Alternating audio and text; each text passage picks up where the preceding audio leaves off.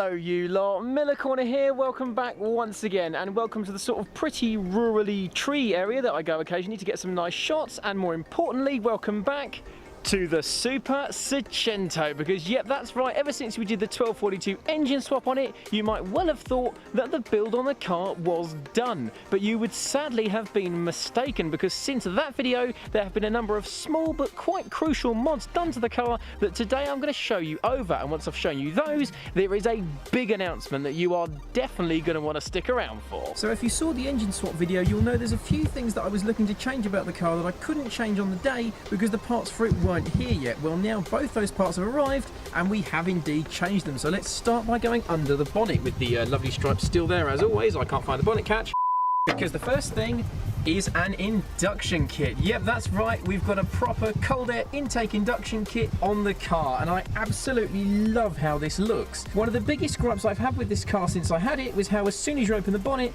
that massive ugly black airbox is in the way, which means it totally ruins the look of the engine bay and means you can't actually see anything. But now with the nice shiny intake pipe, a lovely pod filter on it, you really can see all the details in here. Look, from the bright blue Magda Core leads, we've got the red of the engine block, you can sort of see in there, gorgeous 4-branch manifold, the breather filter looks really nice, the pipe's all nice and shiny, the pod filter looks really cool, and you get some awesome intake noise as well. So this is a modification that I would highly recommend. Nature, look at it, nature being all natural. Now coming around to the back of the car is the other important mod that this car needed, because if you look down here, what's that? Oh, that's right, we've got a brand new exhaust on there. If you've seen the engine swap video, you'll know that sadly we had to join up the lovely new 4-branch manifold and the fantastic pipe with the high flow cat in it to the crusty, old and frankly awful sounding rear section. And that's because this part here hadn't arrived yet, but now it has and it is on. Now that, for those of you that didn't know, is a Sportex rear section. It comprises of a much smaller resonator than the standard exhaust and a slightly smaller silencer, as well as this lovely 3-inch chrome tailpipe, which as you can see passes the car throttle fist test just about. And ow, that's still hot. For as much as it does add some cosmetic qualities to the car, as you can see there, the new chrome pipe fills out the hole in the bumper a lot nicer than the old pea shooter exhaust did. The main point of a new exhaust is of course to make it sound awesome, and you better believe that this one does. So without further ado, do you want to hear it? Yeah, let's give you some noise.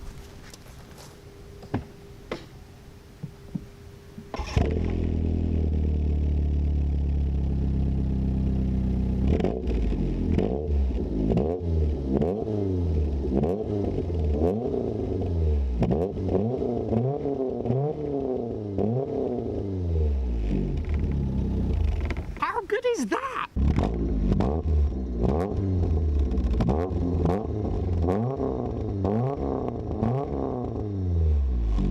How awesome is that, right? That is a properly throaty, nice little rumble, and it gets a really nice roar when you're higher up in the rev range. It's gone from sounding anonymous and dull to sounding absolutely awesome, and it does so without being too loud or too asbo so as to attract any unwanted attention from the police. That, for me, is exactly what I've always wanted this epic little car to sound like. Combine the intake and the exhaust and you've got a fantastic sounding Super Seicento that, in my opinion, has got two mods that it's been crying out for since day one. I think the car now sounds, drives and goes even better than it ever has done, and I'm addicted to the noise of this exhaust. They are two new mods on the car which will be the perfect way to round off the build of the car before we take it on a road trip. That's right, the big announcement I've been building up to is an epic road trip with the Super Seicento happening very, very, very soon, because that's right, I'm taking it to Poland. I'm taking the Super Seicento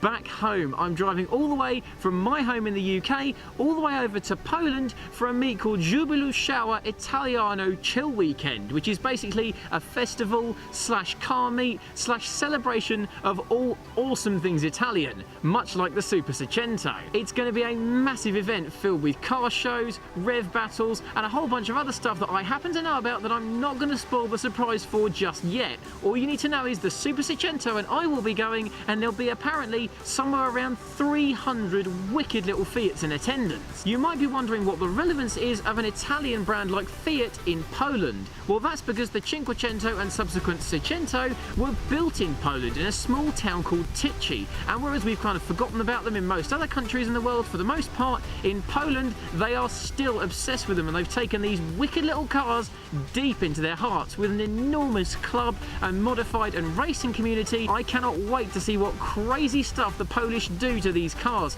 They make them faster, louder, and all round a lot more crazy than anything I've ever seen done to any small cars in the UK. I'm going to be spending a few days over there, partly for the festival, partly for the show, and partly to learn a bit more about culture and about why these little cars are so loved in Poland, despite having gone out of production even in Poland 8 years ago. But it's not just going to be me driving down there, because on this epic 1,000-mile plus drive, I'm also going to be joined by a guy called Matt from some of the Cento pages on Facebook, because he's got his very own awesome little modified Seicento that he's going to join me in. So we're going to road trip down there together, possibly go on some hoons, and have a fantastic time at Jubilee Shower Italiano chill weekend.